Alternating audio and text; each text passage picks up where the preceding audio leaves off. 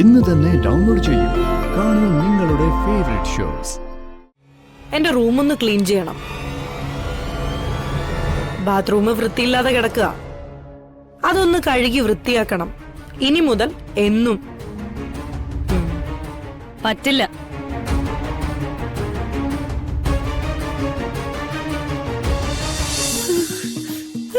എടുക്കെടുക്ക്.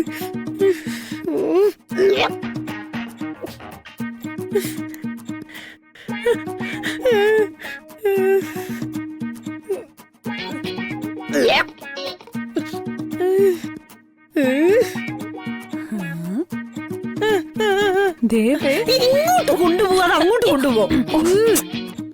ഇവിടെ ആർക്കും കഴിയാത്ത കാര്യമാ നിന്നെ കൊണ്ട് സാധിച്ചത്. ഇതിനെടുത്ത് മാറ്റ് പ്ലീസ്. കിടക്കയിലോട്ടിട്ടെ, രാത്രി ഒരു കൂട്ടാവും.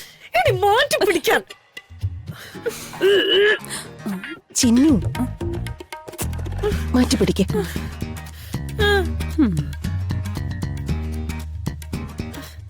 ഇനിയുണ്ടോ? നിങ്ങൾക്കൊക്കെ ഇവിടെ എന്താ ജോലി? ജോലിക്കാരെ കൊണ്ട് ഇവിടെ തട്ടിയിട്ട് നടക്കാൻ പറ്റുന്നില്ല. പക്ഷെ മുറിയിലാണെങ്കിൽ പാറ്റിയും പല്ലിയും.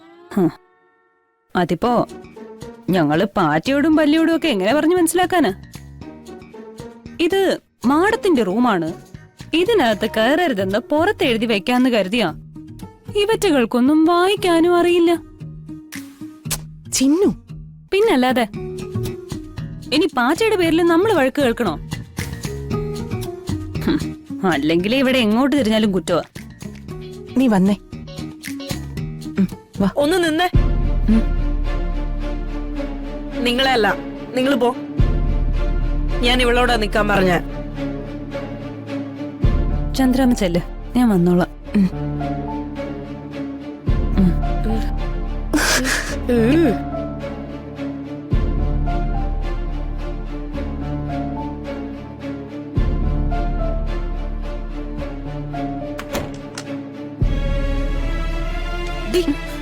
നിന്നോട് ഞാനൊരു കാര്യം പറഞ്ഞേക്കാം. മറ്റുള്ളവരുടെ മുന്നിൽ വെച്ച് നിന്റെ ഒരുമാതിരി സംസാരം ഉണ്ടല്ലോ, അത് മര്യാദക്ക് നിർത്തിയേക്കണം. ഇപ്പൊ ഇവിടെ നമ്മൾ രണ്ടുപേരല്ലേ ഉള്ളൂ. ഇനി ഒരുമാതിരി വർത്താനാവാലോ. എനിക്കറിയാം എന്താ ആവശ്യമെന്ന്. ബഹുമാനം. ഇവിടെ എല്ലാവരും മാടത്തിനെ ബഹുമാനിക്കണം. സംസാരത്തിനും പ്രവൃത്തിക്കും ആരും അത് തരില്ലെന്നറിയാവുന്നതുകൊണ്ട് പിടിച്ചു വാങ്ങാൻ നോക്കുന്നു.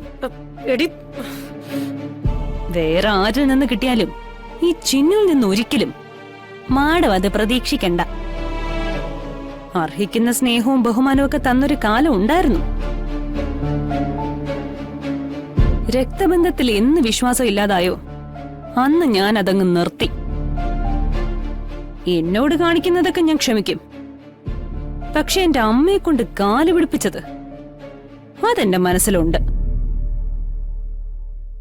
കാല് പിടിപ്പിച്ച ഈ മരവിച്ച മനസ്സുകൊണ്ട് തന്നെ അമ്മയെ തിരക്കി വരുന്നൊരു ദിവസം വരും. പിന്നെ ഇപ്പൊ ഞാനൊന്നും മിണ്ടുന്നില്ലെന്ന് കരുതി കൂടുതലങ്ങ് ഭരിക്കാൻ വന്ന അച്ഛനും അമ്മയും ഞാനും മാത്രമല്ലാതെ ഒരാള് കൂടിയുള്ളൊരു ഫാമിലി ഫോട്ടോ എന്റെ കയ്യിലുണ്ട്. അത് ഞാനെടുത്ത് ഇവിടെ ആരെയെങ്കിലും കാണിച്ചാ ഇപ്പൊ ഞാൻ പാറ്റയെടുത്ത് പുറത്തു കളഞ്ഞ ലാഘവത്തിലെ ഇവിടെ ഉള്ളവരെടുത്ത് പുറത്തു കളയും. അത് ഓർമ്മയിലുണ്ടായാ നല്ലത്. മാറങ്ങോട്ട്.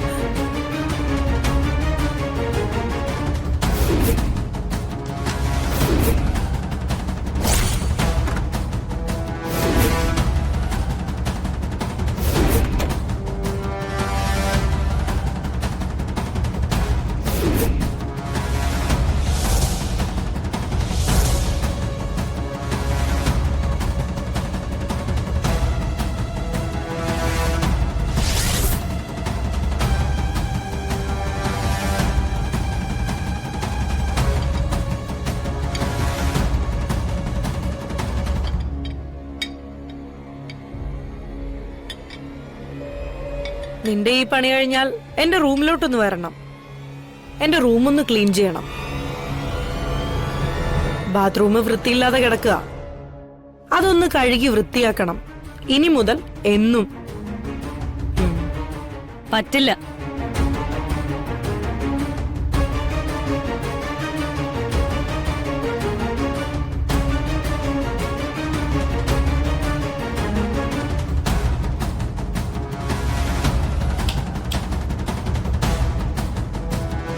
എന്നോടാണോ നീ പറ്റില്ലെന്ന് പറഞ്ഞത്? അതെ. അതെന്താണ് നിനക്ക് പറ്റാത്തത്? അതിനല്ലേ നിന്നെയൊക്കെ ഇവിടെ നിർത്തിയിരിക്കുന്നേ? അതെ, അതിനുവേണ്ടി തന്നെയാ നിർത്തിയിരിക്കുന്നത്. പക്ഷേ ഇപ്പൊ പറഞ്ഞ പണി ഈ ചിന്നു ചെയ്യില്ല.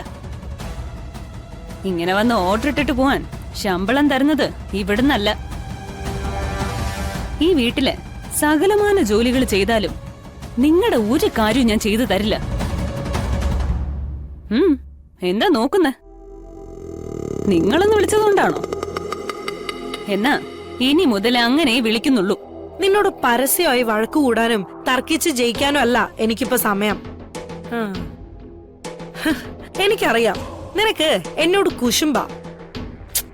നിനക്ക് കിട്ടാത്തതൊക്കെ എനിക്ക് കിട്ടുന്നതിന്റെ വില കുറഞ്ഞ കുശുമ്പ്.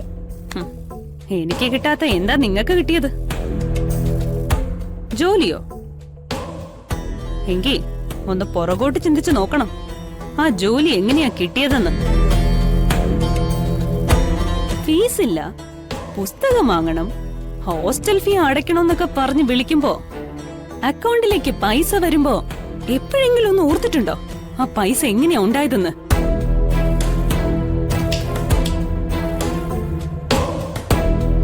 ഞാനും അച്ഛനും അമ്മയും കഷ്ടപ്പെട്ട പൈസ അത്. പിന്നെ ഇപ്പൊ കിട്ടിയ ഈ ജീവിതം, അതിനോട് എനിക്ക് കുശുമ്പല്ല, പുച്ഛവാ, പരമ പുച്ഛം.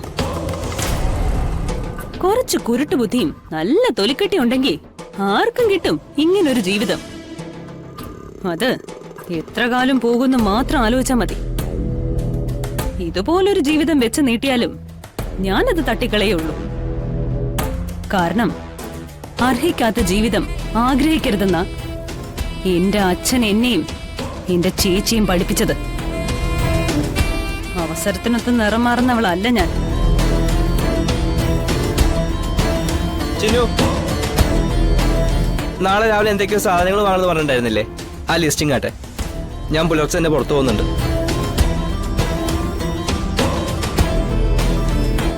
അല്ല, നിങ്ങൾ സീരിയസ് ആയിട്ട് എന്തെങ്കിലും കാര്യം പറയുകയാണെങ്കിൽ പിന്നെ മതി.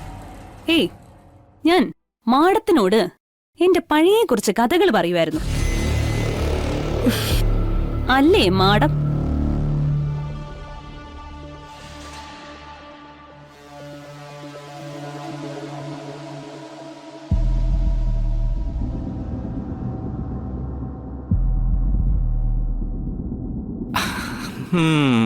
ആ പോക്ക് കണ്ടാലും അറിയാം താൻ ഏട്ടത്തമ്മ എന്തോ പറഞ്ഞല്ലേ? എന്തോ അല്ല, ഞാൻ എന്നും അവരുടെ ബാത്റൂം വൃത്തിയാക്കി കൊടുക്കണം പോലും. എന്നിട്ട് താൻ എന്ത് പറഞ്ഞു? പറ്റില്ലെന്ന് പറഞ്ഞു, അത്രേ ഉള്ളൂ. അത് കലക്കി.